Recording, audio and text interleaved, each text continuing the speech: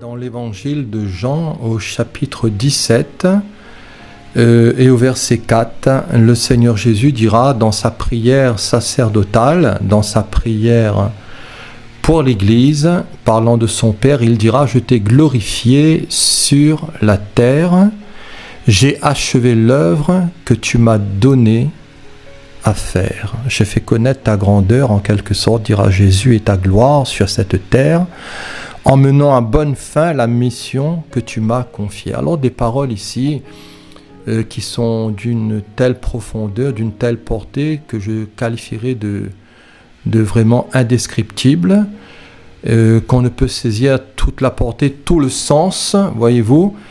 Et est-ce que notre désir à nous aussi, comme le Maître, c'est aussi, voyez-vous, de glorifier, en tout cas d'apprendre à glorifier notre Père sur cette terre de péché, sur cette terre de souffrance, sur cette terre, voyez-vous, où bien souvent les hommes ne font pas cas de Dieu.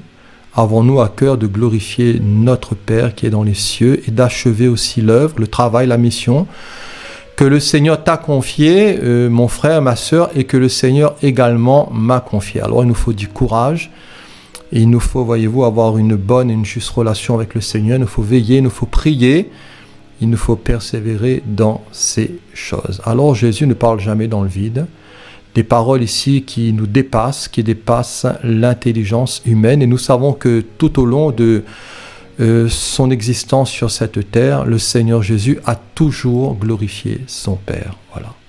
Il était dans une dépendance totale et il a aussi achevé l'œuvre, voyez-vous, qu'il a commencé et que le Père lui a donné à faire jusqu'à ce qu'il puisse dire à la croix que tout est accompli. Père, voilà, je t'ai glorifié sur la terre. Alors, glorifier en grec signifie doxazo. Dans sa définition, cela signifie penser, supposer, être d'avis. Deuxièmement, cela signifie louer, vanter, magnifier, célébrer. Voilà, Jésus a loué son Père, il a vanté son Père, il a magnifié son Père, il a célébré. Voilà, troisièmement, il lui a rendu aussi les honneurs. Quatrièmement, c'est être glorieux, vêtu de splendeur, généralement traduit par glorifier, honorer, glorieux, glorieuse, gloire. Doxazo vient de doxa. Et doxa signifie premièrement opinion, jugement, vue. Deuxièmement, estimation, ce qui est mauvais ou bon chez quelqu'un. Dans le Nouveau Testament, toujours une bonne opinion résultant en louange, honneur et gloire. Troisièmement, cela signifie aussi splendeur, éclat de la lune, par exemple du soleil, des étoiles. Magnificence, excellence, prééminence, dignité, grâce, majesté. Une chose aussi appartenant à Dieu, une chose appartenant à Christ, des anges. La condition, quatrièmement, la plus glorieuse, l'état le plus élevé. Alors, généralement traduit par gloire, glorieux, honneur, éclat. Alors, une question que je me suis posée, comment Jésus a-t-il glorifié son Père ? Plus tard, nous viendrons sur une seconde question dans un autre message. Comment nous pouvons glorifier notre Père sur cette terre, dans notre existence. Alors, comment Jésus a-t-il glorifié son Père? Jésus a glorifié son Père dans son choix de venir dans ce monde. Voilà. Dans Hébreux 10, verset 5, il est dit « C'est pourquoi Christ, entrant dans le monde, dit « Tu n'as voulu ni sacrifice, ni offrande, mais tu m'as formé un corps, tu n'as agréé ni holocauste, ni sacrifice pour le péché. Alors j'ai dit, voici je viens dans le rouleau du livre, il est question de moi pour faire, ô Dieu, ta volonté. Voici je viens, dira Jésus. Alors que serions-nous si Jésus ne serait pas venu dans ce monde? Nous serions encore certainement dans nos péchés. Nous serions certainement encore assis dans les ténèbres et dans l'ombre de la mort. Nous serions encore certainement sans espérance et sans Dieu dans le monde. Mais gloire, gloire à Jésus-Christ, l'agneau sans défaut et sans tache, prédestiné avant la fondation du monde, nous dit la Bible, est manifesté à la fin des temps, qui a été révélé et manifesté. Pourquoi? Pour nous sauver et nous réconcilier d'avec le Père. Cher ami, as-tu été réconcilié par Jésus au Père? Jésus est venu pour cela, pour te ramener à la maison, pour te ramener dans les hauteurs spirituelles avec lui, pour te ramener dans sa grâce, dans son salut, dans sa miséricorde, dans sa bénédiction. À toi d'avoir foi dans ton cœur et de prier le Seigneur Jésus. Alors, comment Jésus a-t-il glorifié son Père?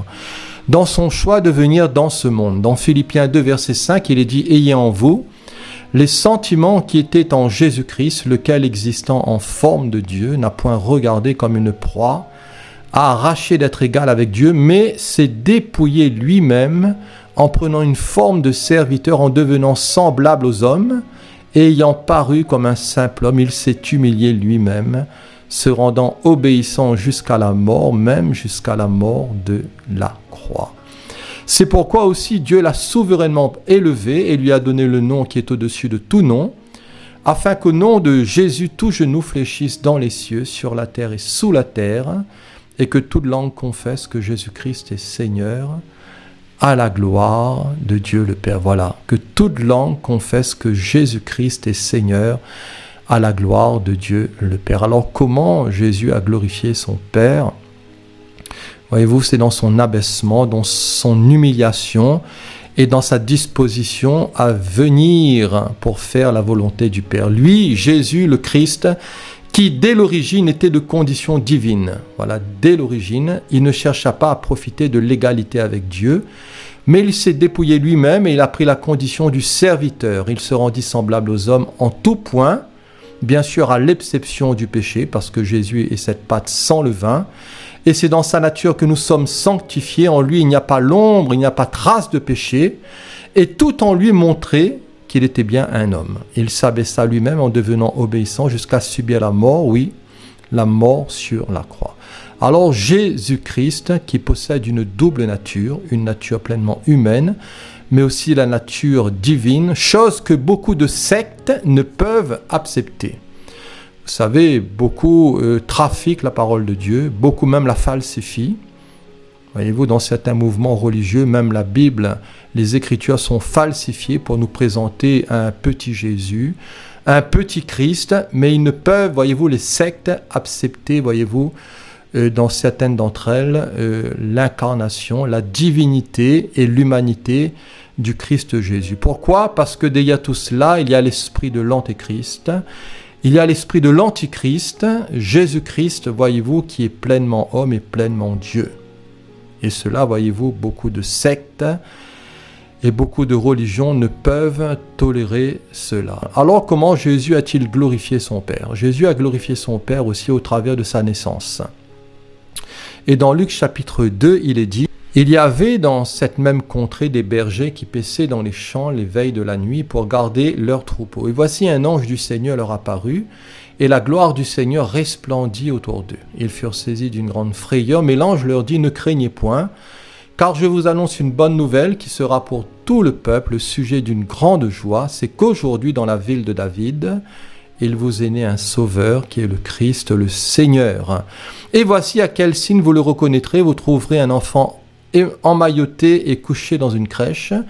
Et soudain, il se joignit à l'ange une multitude de l'armée céleste, louant Dieu et disant gloire à Dieu dans les lieux très hauts et paix sur la terre parmi les hommes qu'il agrée. Alors lorsque les anges les eurent quittés pour retourner au ciel, les bergers se dirent les uns aux autres: allons jusqu'à Bethléem et voyons ce qui est arrivé, ce que le Seigneur nous a fait connaître. Ils y allèrent en hâte, et ils trouvèrent Marie et Joseph et le petit enfant couché dans la crèche. Après l'avoir vu, ils racontèrent ce qui leur avait été dit au sujet de ce petit enfant. Tous ceux qui les entendirent furent dans l'étonnement de ce que leur disaient les anges. Marie gardait toutes ces choses et les repassait dans son cœur.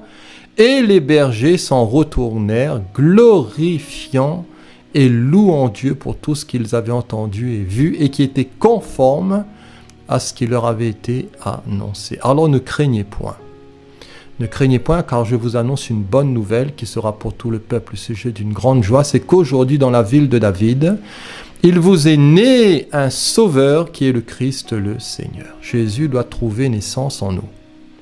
Voilà, c'est ce que j'ai noté. Jésus est venu dans ce monde. Il était enfanté dans le sein de la Vierge Marie par la puissance du Saint-Esprit. Mais je crois que pour le corps des croyants, pour chaque croyant authentique, Jésus doit trouver naissance en nous. Et la parole nous dit qu'il faut naître de nouveau. Et c'est l'œuvre de l'Esprit du Seigneur Jésus, voyez-vous, que de venir habiter dans nos cœurs par la foi et que de nous emmener, voyez-vous, dans sa vie à lui, dans cette vie nouvelle qui se trouve en lui. Nous sommes porteurs de Jésus. Et le Père est glorifié au travers du Christ, à l'œuvre dans nos cœurs et dans le cœur de tous ceux qui l'aiment, dans le cœur de son épouse. Alors comment Jésus a-t-il glorifié son Père? Jésus a glorifié son Père, troisièmement, par son ministère. Et dans Matthieu 9, verset 1, il est dit que Jésus, étant monté dans une barque, traversa la mer et alla dans sa ville. Et voici, on lui amena un paralytique couché sur un lit. Jésus, voyant leur foi, dit au paralytique, « Prends courage, mon enfant, tes péchés te sont pardonnés. » Sur quoi quelques scribes dirent au-dedans d'eux, « Mais cet homme blasphème. » Et Jésus, connaissant leurs pensées, dit, « Mais pourquoi avez-vous de mauvaises pensées dans vos cœurs? Car lequel est le plus aisé de dire tes péchés sont pardonnés ou de dire lève-toi et marche? Or, afin que vous sachiez que le Fils de l'homme a sur la terre le pouvoir de pardonner les péchés. Sur la terre, les péchés sont pardonnés. Pas au ciel. Lève-toi, lui dit Jésus à ce paralytique. Prends ton lit et va dans ta maison. Et il se leva et s'en alla dans sa maison. Quand la foule vit cela, elle fut saisie de crainte et elle glorifia Dieu, voilà, qui a donné aux hommes un tel pouvoir. Le Père a été glorifié par le ministère du Christ Jésus dans la guérison et au travers du pardon des péchés. Le Père est glorifié par l'agneau de Dieu qui enlève le péché du monde. Alors, cher ami, comme ce paralytique, as-tu été pardonné de tes péchés? Voilà, toi seul peux le répondre, toi seul peux le savoir. Est-ce que tu as reçu par la foi le pardon de tous tes péchés? Est-ce que Jésus a lavé ton cœur, ta conscience? Est-ce qu'il t'a purifié par son sang? Non pas par le sang de quelques bêtes, par le sang de taureau, de vache ou de bouc, mais par le précieux sang du Christ Jésus comme d'un agneau sans défaut et sans tache. Alors quand nous sommes pardonnés, je l'ai noté, nous pouvons marcher. Comme pour ce paralytique, mais nous pouvons marcher en nouveauté de vie. Et au-delà de la guérison physique, le Seigneur veut nous guérir spirituellement. Le Seigneur veut nous guérir dans notre mentalité, dans notre intelligence. Le Seigneur veut nous communiquer sa vie d'en haut pour que nous puissions marcher d'une manière qui lui soit agréable. Alors Jésus faisait du bien, il allait de lieu en lieu et il guérissait tous ceux qui étaient sous l'empire du diable parce que le Père était avec lui. Jésus était conduit totalement et continuellement par le Saint-Esprit. Dans Luc 7, verset 11, il est dit: le jour suivant, Jésus alla dans une ville appelée Naïm. Ses disciples et une grande foule faisaient route avec lui.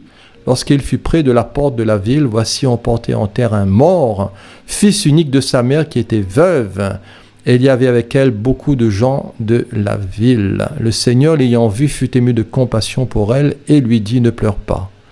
Il s'approcha et toucha le cercueil. Ceux qui le portaient s'arrêtèrent. Il dit: mais jeune homme, je te le dis, lève-toi.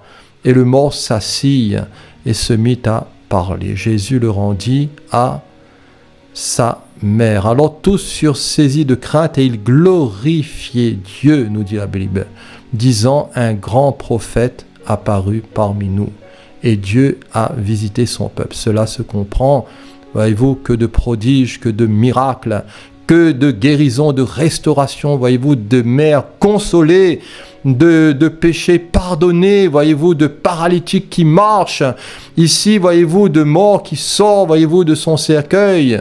Quelle gloire! Dieu a visité son peuple.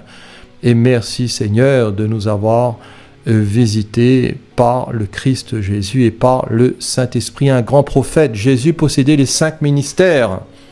Et voyez-vous, le Seigneur Jésus ne recherchait point la gloire qui vient des hommes. Il dira dans Jean 5, 41, « Je ne tiens pas ma gloire des hommes. » Tant, voyez-vous, qui cherchent premier siège, les premières places.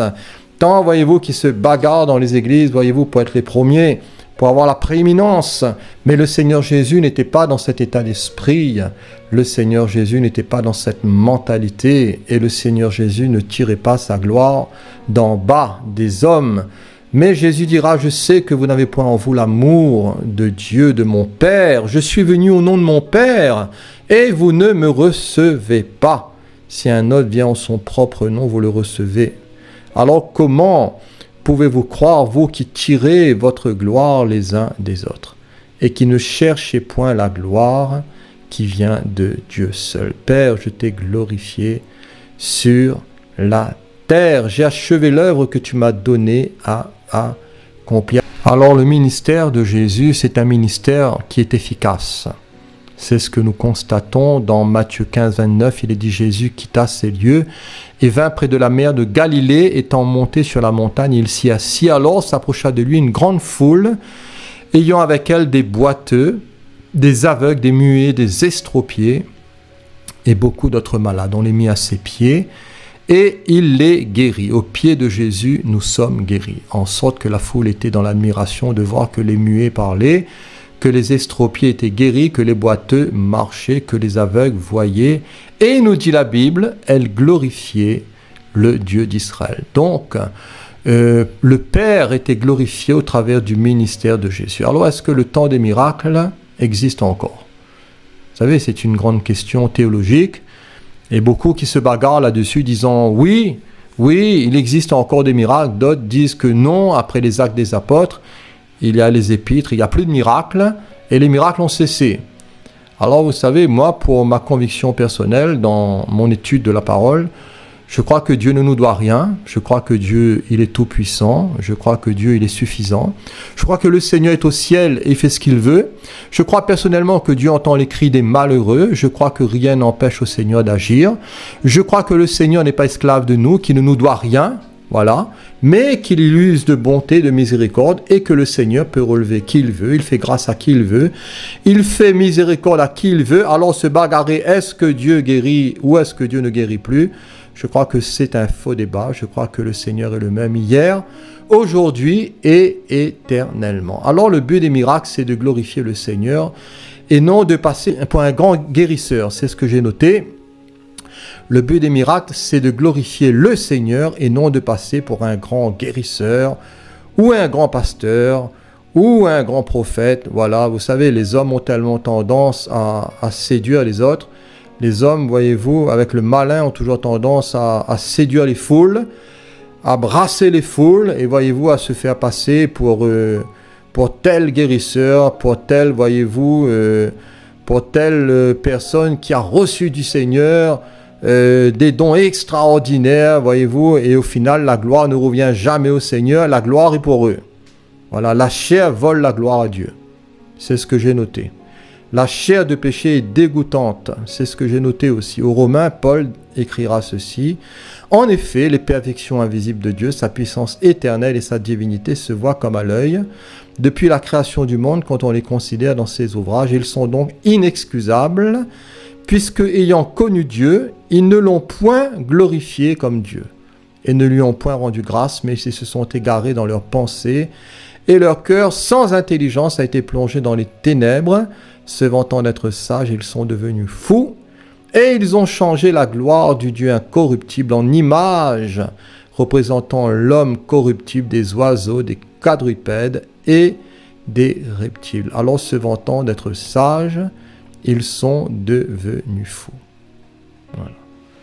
Ils n'ont point glorifié le Seigneur comme le Seigneur le mérite. Ils ne lui ont point rendu grâce. Ils se sont égarés dans leur cœur perverti. Ils ont changé la gloire de Dieu par toute espèce de tableau, par toute espèce d'idolâtrie, en adorant ceci, en adorant les morts, en adorant tel saint, en adorant telle image, voyez-vous, telle personne ou autre.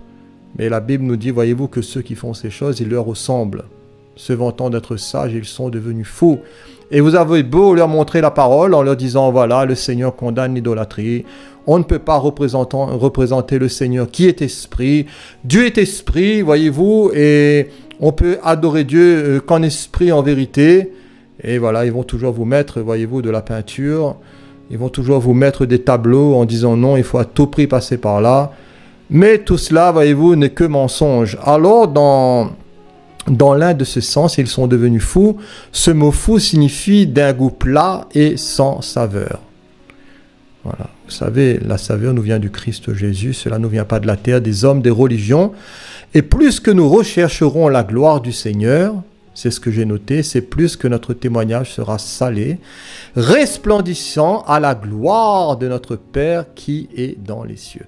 Je crois personnellement que si nous avons à cœur de rechercher uniquement la gloire du Seigneur, et non avoir un grand ministère, et non à être acclamé, et non à être vu, et non à être connu, voyez-vous, et non avoir des titres pompeux ou glorieux, tout cela n'est que vanité, mais je crois que si dans notre cœur, dans notre conduite, dans nos pensées, dans nos attitudes, nous recherchons la gloire seule du Seigneur, alors notre témoignage sera resplendissant et rempli de sa lumière à lui. Alors comment Jésus a-t-il glorifié son Père? Quatrièmement, Jésus a glorifié son Père en enrôlant les cœurs.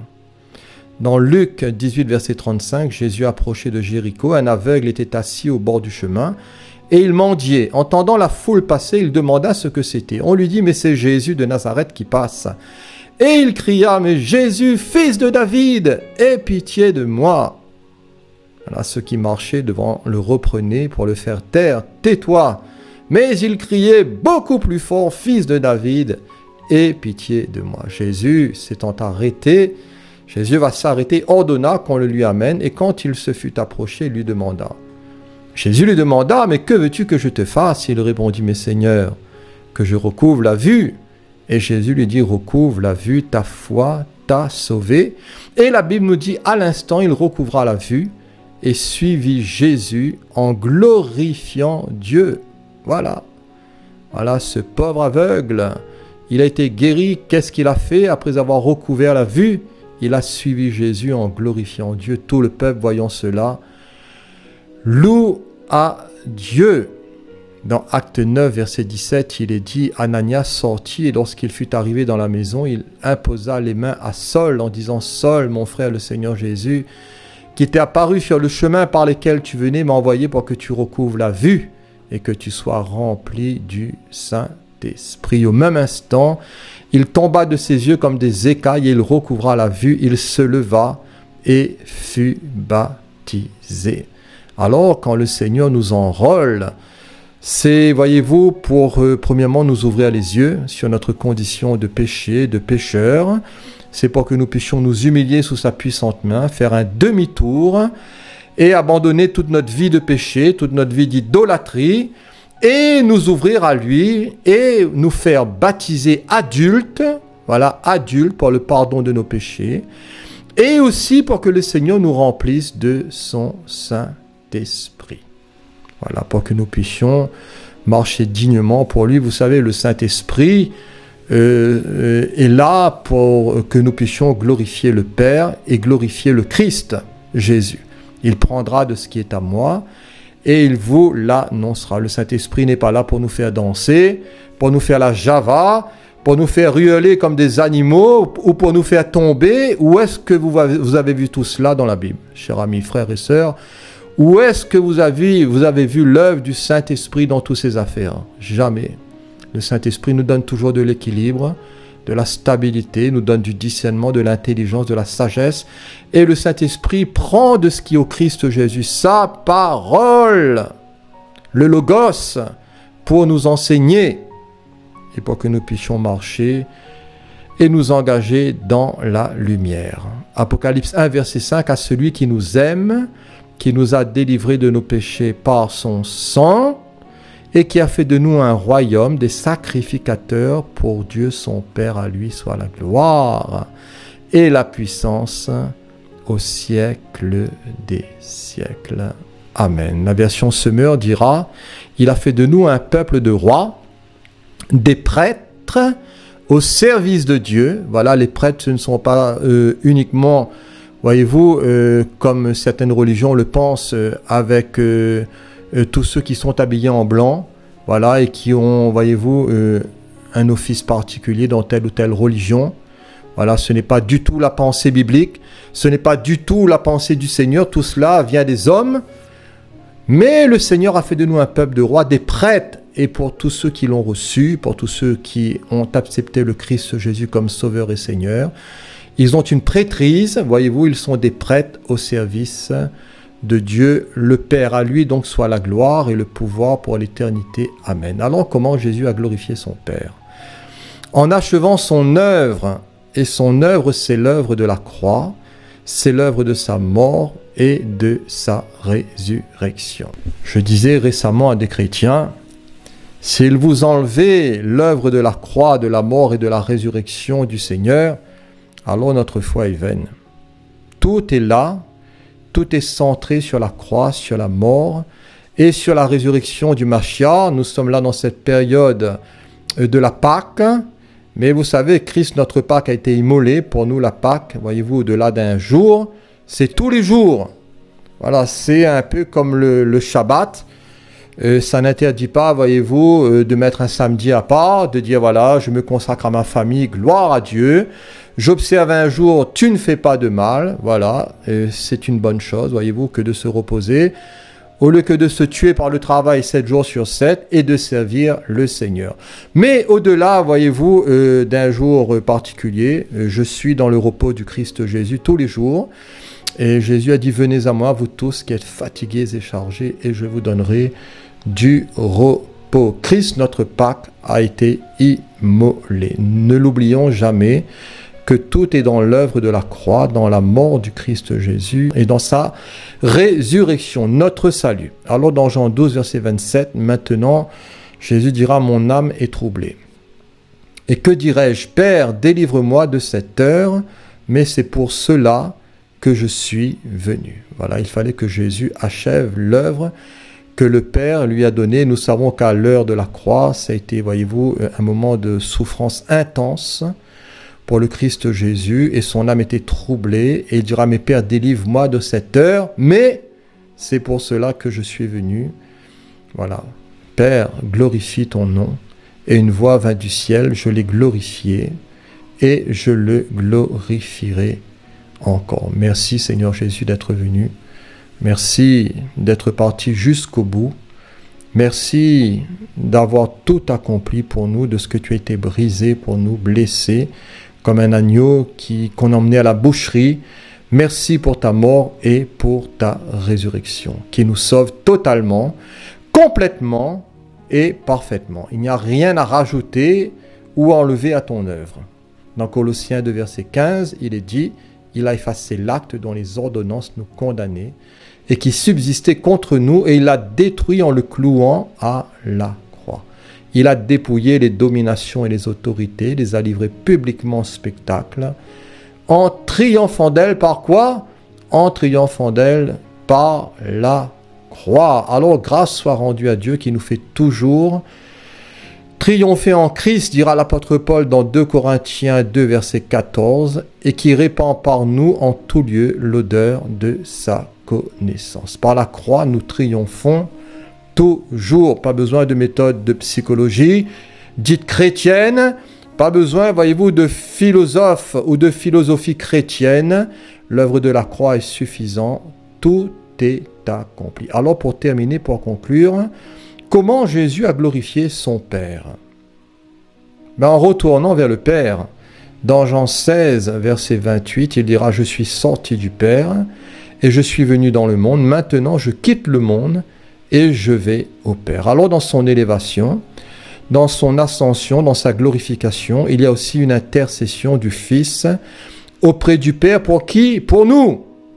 Et il est bon de rappeler que les religions racontent ce qu'ils veulent, mais la Bible est claire, personne en dehors du Christ Jésus intercède pour nous. Ni Marie, ni les saints, ni les morts, ni les idoles, ni une église quelconque, personne en dehors du Christ Jésus intercède pour nous. La Bible est claire, dans 1 Timothée 2,5, il est dit qu'il y a un seul Dieu et un seul médiateur entre Dieu et les hommes, Jésus-Christ, homme. La parole nous dit dans Jean 14, verset 6, Jésus dira « Je suis le chemin, la vérité, la vie. Nul ne vient au Père que par moi. » Alors que dirions-nous donc à l'égard de ces choses? Si Dieu est pour nous, qui sera contre nous, lui qui n'a point épargné son propre Fils, mais qui l'a livré pour nous tous? Comment ne nous donnera-t-il pas aussi toutes choses avec lui? Alors qui accusera les élus de Dieu? C'est Dieu qui justifie, qui les condamnera. Christ est mort, bien plus, il est ressuscité. Il est à la droite de Dieu et il intercède pour nous, cher ami. Peut-être que tu es condamné par les hommes. Peut-être que tu es condamné par ta religion que tu as abandonnée parce que tu en avais marre des jougs et du grappin qu'on te mettait dessus. Et je te comprends et tu as bien fait de fuir tout cela. Et qui pourra te condamner, cher ami? Ton salut ne vient pas de la terre. Ne crains pas les hommes. Voilà, ne crains pas les l'a dit, l'a fait. Ne crains pas ce que les hommes peuvent dire de toi ou te mépriser ou te pointer du doigt. Qui accusera les élus de Dieu? C'est Dieu qui justifie. Le Seigneur Jésus est mort, ressuscité. Il est assis à la droite du Dieu et il intercède pour nous. Voilà. Qui pourra nous séparer de l'amour de Dieu manifesté dans le Christ Jésus? Qui pourra nous arracher de la main du Père et du Fils et du Saint-Esprit? Alors, intercède ici pour nous. Intercède, le temps, ici en grec, est au présent et a ce sens de s'adresser. Alors, Jésus s'adresse constamment au Père pour nous. Et qui, mieux que Jésus, peut le faire? Il peut parfaitement, nous dit la Bible, sauver ceux qui s'approchent de Dieu par lui.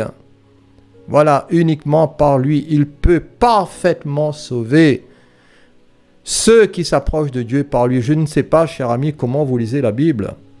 Mais quand je vois ces termes que la parole emploie, alors je me dis que le salut dans le Christ Jésus est quelque chose, voyez-vous, qui est complet, qui est total, qui est parfait, qui est protégé, qui est garanti, qui est assuré.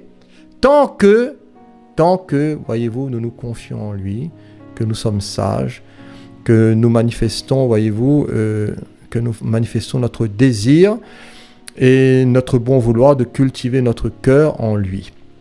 Alors le Seigneur peut parfaitement sauver ceux qui s'approchent de Dieu par lui, étant toujours vivant, pour intercéder en leur faveur. Voilà, soyez bénis, chers amis, par ces quelques paroles. Que le Seigneur vous accorde sa grâce. Voilà, j'ai pu parler tout simplement avec mon cœur. Soyez bénis et à la prochaine, Dieu voulant. Amen.